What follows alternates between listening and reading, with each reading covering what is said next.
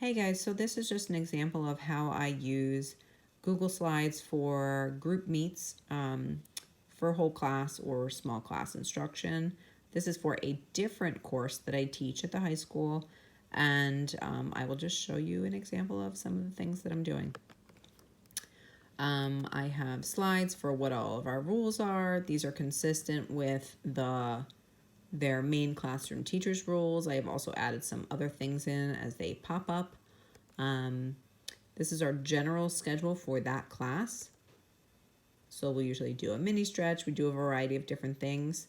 Then we will do attendance. Now, of course, it would list the students' names over here, and I can just drag and drop rather than having to type, but I removed them for confidentiality purposes.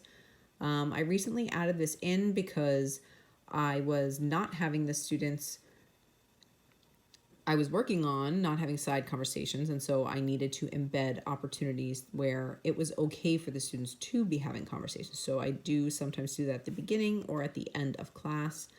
I have my would you rather slide, which was our question of the day on one particular day, and I have student names that I can drag and drop. And then I'll have recently what I've been doing is instead of me leading this activity, I'll pick a student to lead the activity. They will then ask each of their classmates and tell me. I'll move the pieces around, and then they will have to count up and tell me at the end how many students picked each one, and I'll put their information on the slide.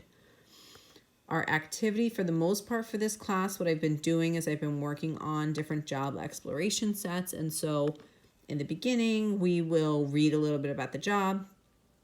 We might watch a video, so I've included some extra videos that are not that I found on YouTube that I thought would be helpful and at the appropriate level for my students. Then we'll read about what the job is. We came up with some ideas about what things you might have to do at that job. And then we do, as a group, various different slides. I have done a couple of other things. One I love, which is bingo. Now, depending on the day, like Friday, I tried to do this with the class, and it was not the best day to do it because we were not really focused. But I have found that games are a great way that you can teach some of the language that is necessary.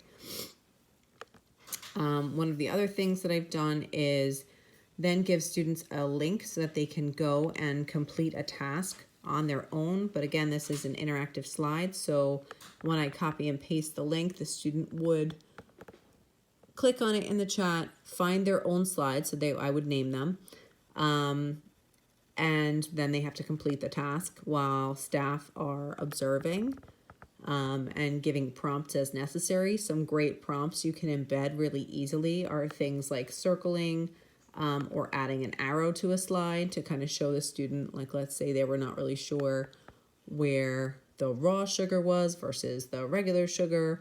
I would just added an arrow, and I can really easily move that around and kind of help guide the student without having to give too much verbal direction. So just to go back to my main lesson, right? So we had our whole group, we had our game, we had our Google Slides activity. Now this will be filled out with student names of like who I want to check whose work. That way we're not all looking at the same thing and commenting on the same student. This is an extra time choice board that I made up. Now, so far, all I've really been doing for this is dropping links to things that are independent so that there doesn't have to be more talking. Because I don't know about you guys, but I'm struggling with the amount of talking that goes on when it's myself and several other staff members with students. So I have been typically just dropping boom cards in. And if it gets to the point where I have a lot of extra time for some learners and not for others, I may just open up a second group so that the staff can do things that are interactive without interfering with the needs of the other students, right? Because everyone needs to be learning. And if we're all talking about different things, it can get very confusing. This particular class's teacher uses Class Dojo, so I do as well with them. So I will check in with points at the end. Now, just one thing about Class Dojo, if there was any student who was struggling during the class who may not be earning all of their points, I do not like to highlight that in front of them. So what I will typically do is I will leave that student for the end, and I will dismiss kids just as their points are done so that they're not all, aware of why I'm sending them all out and not one kid. I'll just go through, first kid, here are your points, you did a great job, and send them on their way, and then continue and then save someone who I need to really give some feedback to so that I can do it a little bit more privately. And then if we have time, this class loves to dance, and so I will occasionally have this bonus time where we can pick a song to put on the screen and do that as part of our class. And so that's typically how I have that set up.